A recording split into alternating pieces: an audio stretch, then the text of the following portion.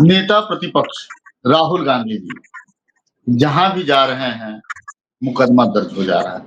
अब तक तकरीबन 2 दर्जन के करीब उन पर मुकदमे दर्ज हो चुके हैं।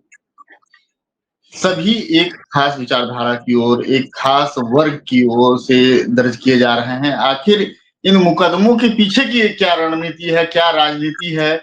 क्या केवल राहुल गांधी को ऐसा बना दिए जाने की कोशिश हो रही है कि वो जगह-जगह जाकर केवल मुकदमे लड़े, राजनीति से वो थोड़े से दूर रहें? क्योंकि राजनीति के बीच में रहेंगे तो कुछ न कुछ बोलेंगे और उससे सरकार की सरदर्दी बढ़ेगी।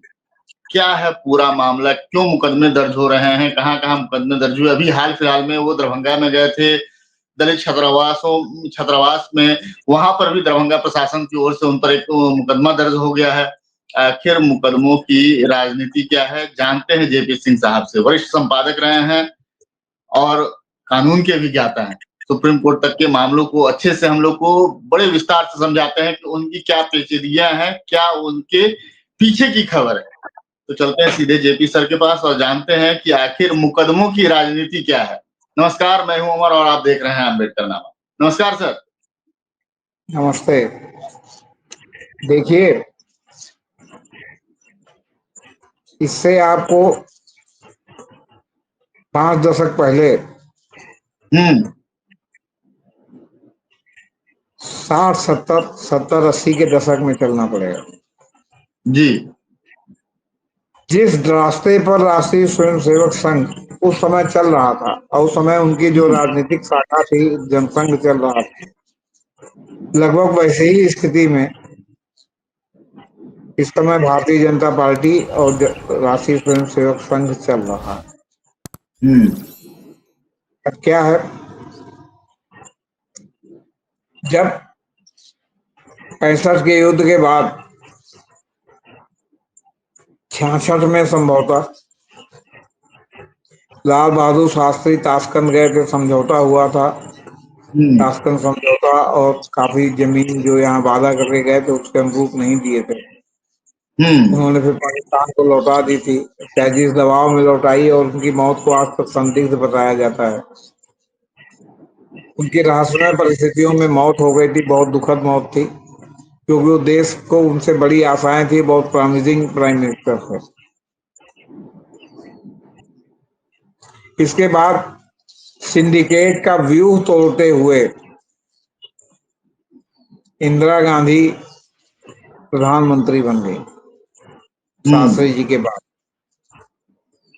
एक तो प्रबल विरोध था सिंडिकेट का, दूसरे इंदिरा गांधी के प्रधानमंत्री बनने के बाद जनसंघ और संघ के और राष्ट्रीय स्वयंसेवक संघ की हम्म। आशाओं पर भी सारा पास हो गया। वो सोचते थे कि सरकार के कारगुजारियों को लेकर आज नहीं तो कल हमारी सरकार आ सकती है, तो उनको लगा कि तो फिर कई दशक का मामला हो गया, इंदिरा गांधी अगर कुछ करेंगी, अच्छा करेंगी, तो लोग यहाँ पर हटाएंगे नहीं उनको। हम्म। इंदिरा गांधी ने सिंडिकेट को ठता बताते हुए इंडिकेट सिंडिकेट बना दिया। इंडिकेट पार्टी हम्म। को पूरे देश भर में लोगों ने एक्सेप्ट किया, सिंडिकेट गायब हो गया। अब ये संघ के हम्म। लिए और मुसीबत हो गई। आप तो उस समय के बाद के पैदा हुए हैं, इसलिए आपको नहीं मालूम। बिल्कुल। राष्ट्रीय स्वयंसेवक संघ और उनकी राजनीतिक शाखा जनसंघ ने इंदिरा गांधी के खिलाफ जबरदस्त मिशन इंफॉर्मेशन कैंपेन चलाया था, और पूरा दिल्ली उस समय पोस्टर युद्ध चलता था। उस पोस्टर में हम्म। ये नहीं रहता था किसने दिया क्या दिया। इंदिरा गांधी की चरित्र हत्या के लिए दिल्ली में पोस्टरों की एक के बाद एक पोस्टरों की भरमार हो गई। लेकिन इंदिरा गांधी अपने कृतित्व और व्यक्तित्व से उन सारे पोस्टरों को पार करते हुए राष्ट्रीय नेता के रूप में स्थापित हो गई, क्योंकि जब उन्होंने प्रिवी पर्स खत्म किया, जब उन्होंने बैंक हम्म। नेशनलाइजेशन खत्म किया, तो देश भर के मॉसेज में उनके प्रति एक जबरदस्त जो है आकर्षण पैदा हुआ। और वो लोग भी जो कांग्रेसी नहीं थे, वो भी इंदिरा गांधी की प्रशस्ति गाने लगे। और उसके बाद रही सही कसर 71 के बांग्लादेश युद्ध ने कर दिया, जब बांग्लादेश को इंदिरा गांधी ने अमेरिका के प्रबल विरोध के बावजूद हम्म। आजाद करवा दिया, सीमित संसाधनों में आजाद करा दिया, आपको बता। हम्म।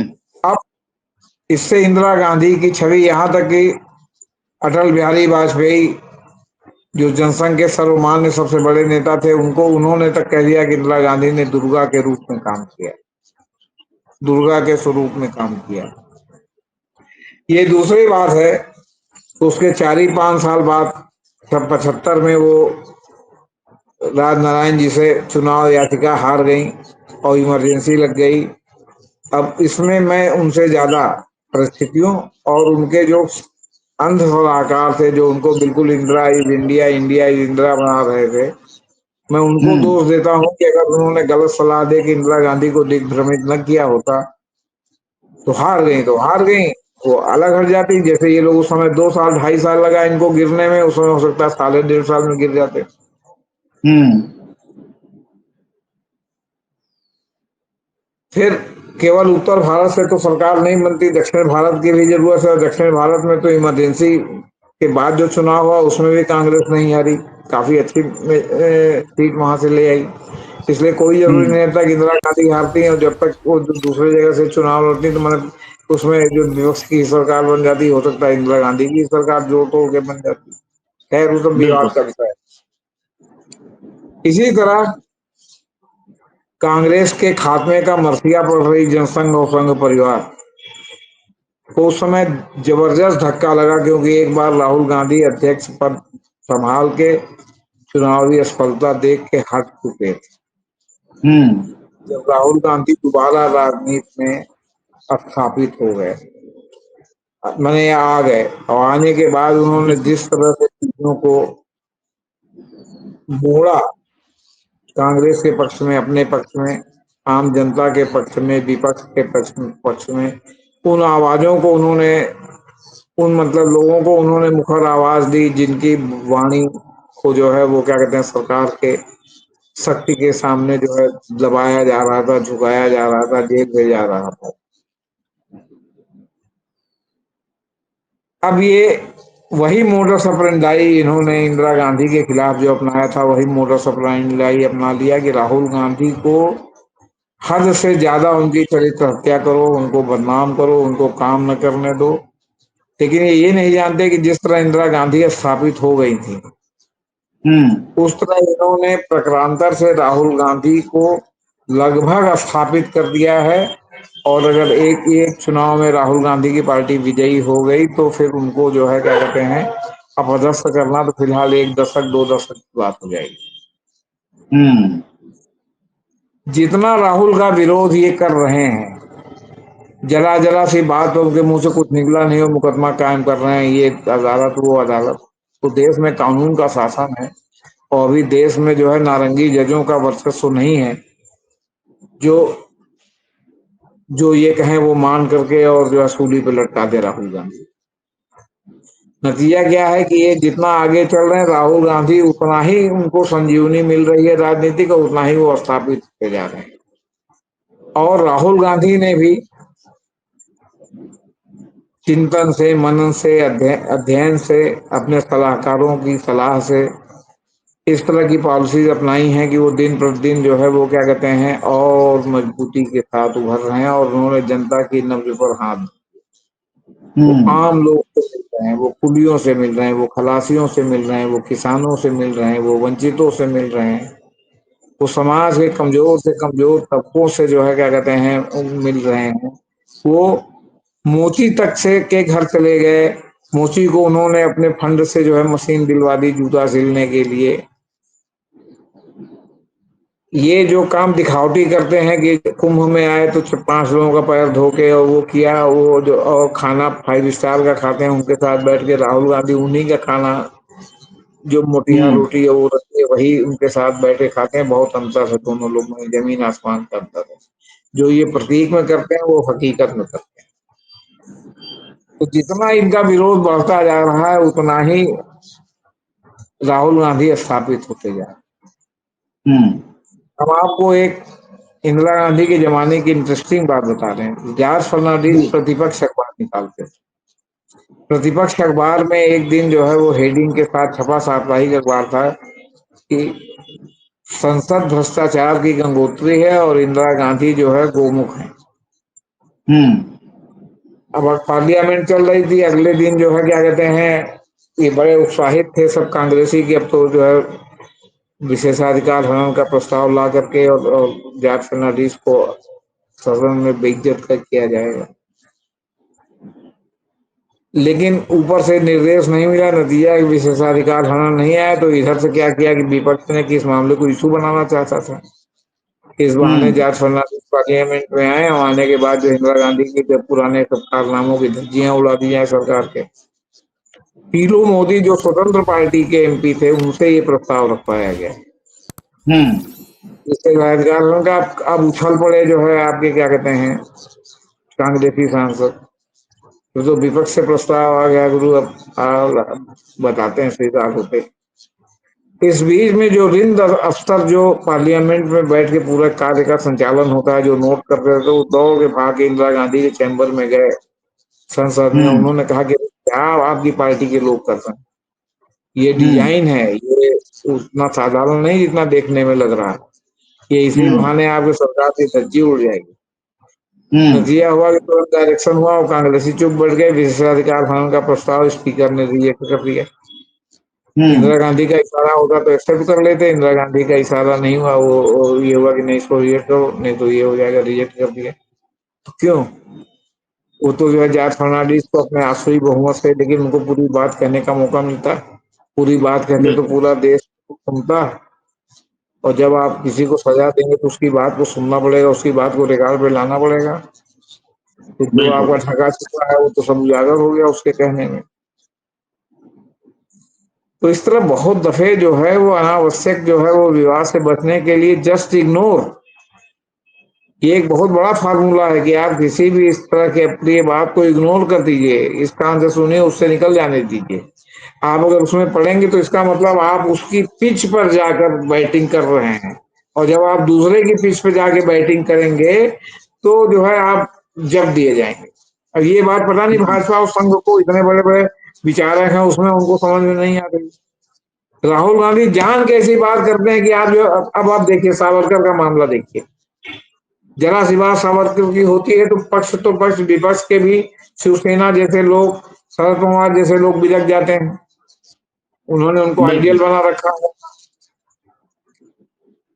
लेकिन इसके बावजूद राहुल गांधी जहां चिकोटी होती है काट देते हैं, और काटने के बाद क्या हुआ, आपके सात्विकी सावरकर, जो सावरकर के पोते अपने को बताते, उन्होंने मानहानि का मुकदमा किया, हम्म। तो हुआ कि मुकदमा पूना की कोर्ट में चलेगा।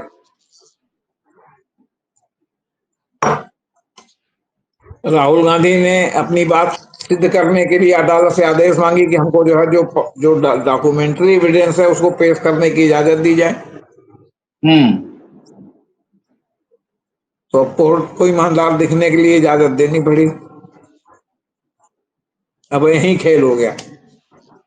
उन्होंने न केवल तमाम दस्तावेजी प्रमाण प्रस्तुत किए, यहाँ तक भी उन्होंने जो है और साथ में उन्होंने एक एप्लीकेशन और डाल दी कि जो इनका वंश वृक्ष है उसको भी प्रकाशित किया जाए।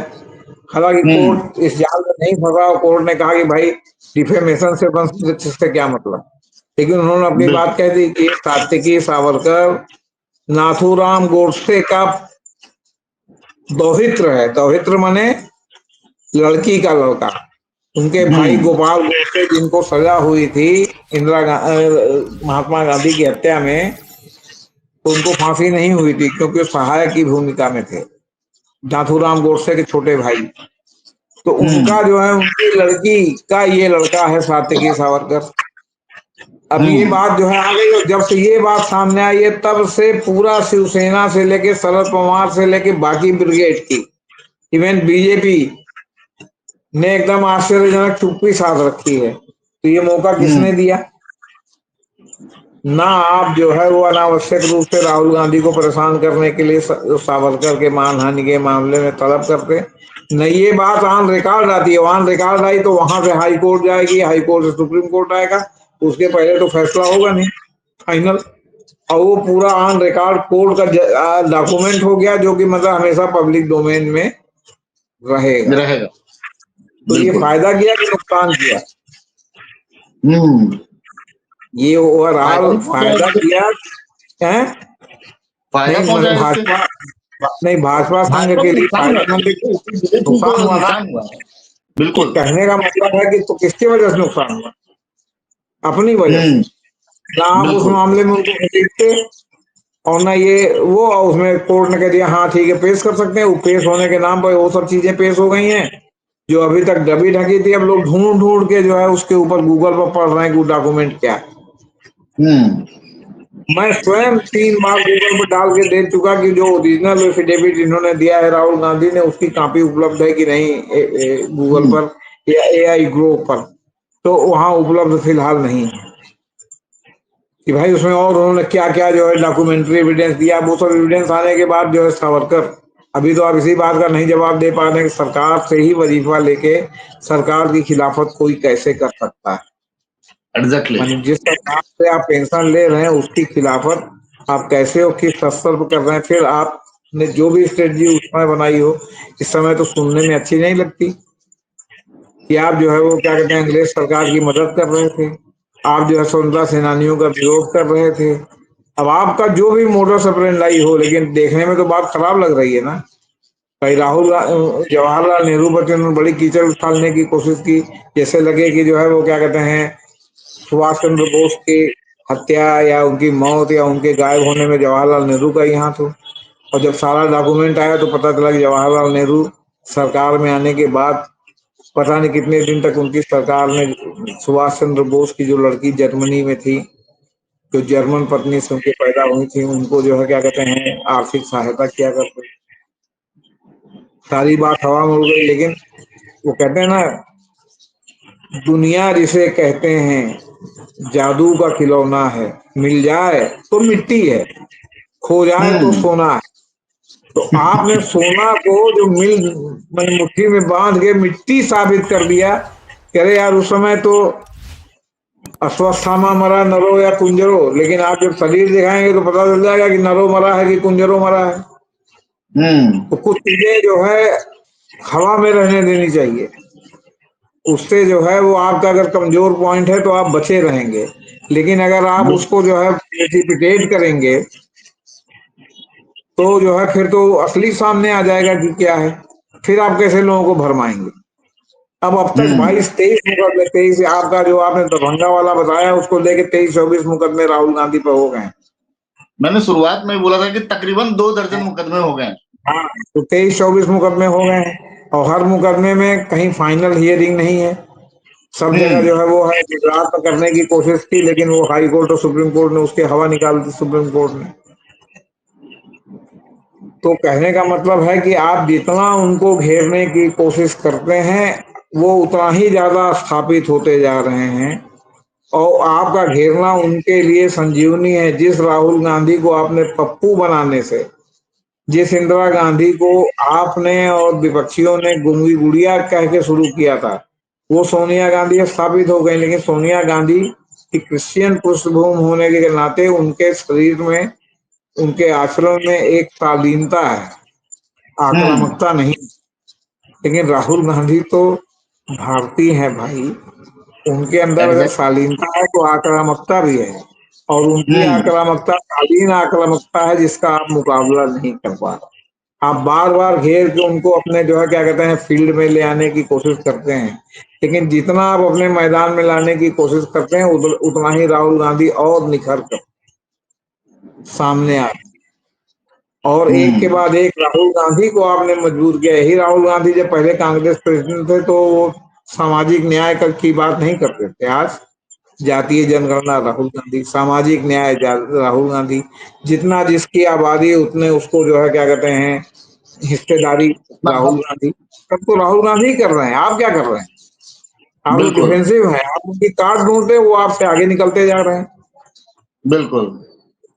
तो वो ये जनगणना मामला। पकड़ रहे हैं तो वो शिक्षा ले आ रहे हैं, शिक्षा पकड़ रहे हैं तो हाँ, रोजगार ले आ रहे हैं, रोजगार ले आ रहे हैं। रोजगार पकड़ रहे हैं तो स्वास्थ्य ले आ हाँ, रहे हैं। हाँ, वो आप कर नहीं पा रहे हैं। क्यों? क्योंकि आपको डिलीवर करना है सरकार में बैठ के ना, और सरकार की लिमिटेशंस हैं। एग्जैक्टली। फिर आपकी नीयत साफ नहीं है सरकार में। आप बहुजन हिताय बहुजन सुखाय के बजाय अंबानी हिताय अडानी सुखाय में लगे हुए हैं, तो जो है नेचुरली फिर 100 में 2 लोगों पर लगे हुए तो 98 लोग जो है वो आपसे कहीं ना कहीं छूट जाएंगे। बिल्कुल। 98 लोगों में 8 लोगों को और आपने अपने साथ मिला लिया तो 90 लोग छूट जाएंगे। उनका संतोष का जो बढ़ रहा है कैसे दूर करेंगे आप?